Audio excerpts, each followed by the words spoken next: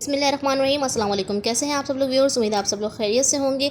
इस वक्त मैं शूज़ हाउस की तरफ से जो शूज़ आए हैं उनकी अनबॉक्सिंग कर रही हूँ। शॉप नंबर है 4 and 5 Bihani chamber, north Nazimabad, Haidri, Karachi. ठीक है जी, मेन हैदरी पे ये शॉप है। और अगर आप लोग इस शॉप की वीडियो देखना चाहते हैं तो चैनल पर पहले से अपलोड है। इस शॉप की वीडियो बहुत ज़बरदस्त सेल लगी हुई हैं ईद के हवाले से, और बहुत ही ज़बरदस्त सेल आप लोग ले सकते हैं, वहाँ से ईद की शॉपिंग कर सकते हैं।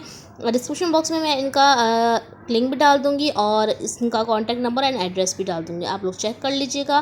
वीडियो पसंद आया तो वीडियो को लाइक शेयर सब्सक्राइब ज़रूर कर दीजिएगा। अच्छा जी, इनकी पूरी शॉप पे जो है सेल लगी हुई है, 12 महीना सेल ही रहती है। 1000 के पेयर पे सेल लगी हुई है। हर तरह का शूज़ आपको वहाँ पर मिल जाएगा।